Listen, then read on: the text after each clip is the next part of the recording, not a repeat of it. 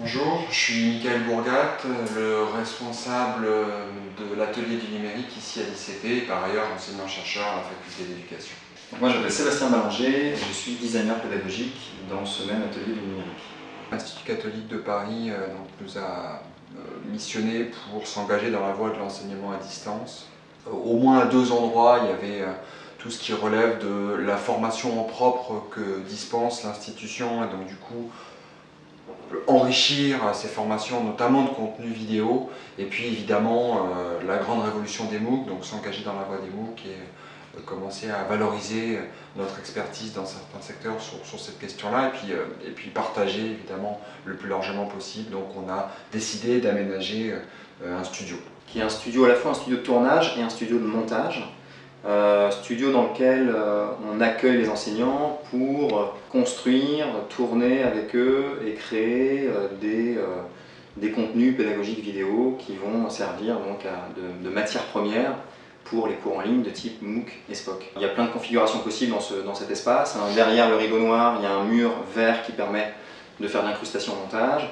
Et puis surtout, ce qu'on avait imaginé dès le départ, c'était pas de faire du matériel en dur, mais que tout soit mobile, ce qui nous permet aussi du coup d'aller tourner à l'extérieur, ce qu'on a aussi beaucoup fait en matière de cours en ligne. L'idée, c'est de travailler avec des enseignants et donc de faire un travail au long cours, un peu personnalisé à partir de leur expertise, pouvoir ouvrir les innovations aux autres enseignants, mais qui puissent aussi s'emparer d'espace de manière autonome pour pouvoir innover. Ici, c'était trop petit. Et puis, nous, on est une équipe on ne peut pas accompagner tous les enseignants. Donc l'idée, ça a été d'imaginer un espace dans lequel les enseignants de l'ICP puissent, en autonomie, avec leurs étudiants, faire la classe autrement, imaginer des pédagogies différentes.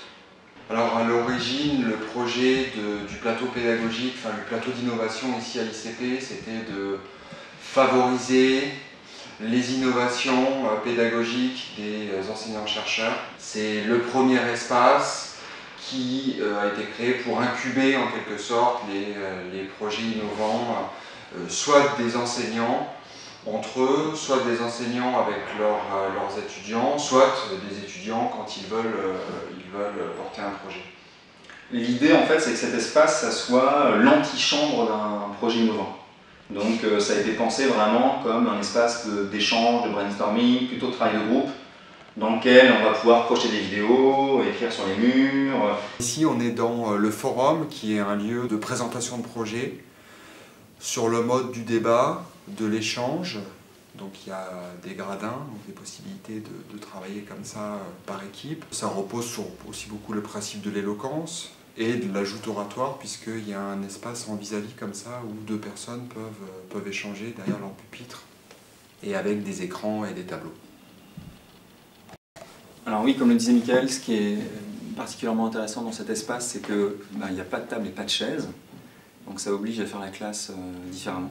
Ici, on peut y visionner des films, bien évidemment, mais aussi des travaux d'étudiants, des projets que les étudiants auraient pu préparer dans une salle qui jouxte cette salle de cinéma, dans laquelle ils peuvent monter leurs projets vidéo et ensuite venir les visionner ou les présenter dans cette petite salle de cinéma. Ce qu'il faut avoir à l'esprit aussi, c'est qu'au fond, cette salle, c'est la fin du parcours qu'on peut avoir dans le plateau d'innovation pédagogique. On a vu qu'il y avait une première salle qui était une salle de brainstorming, ensuite il y a une salle d'échange, de joute oratoire.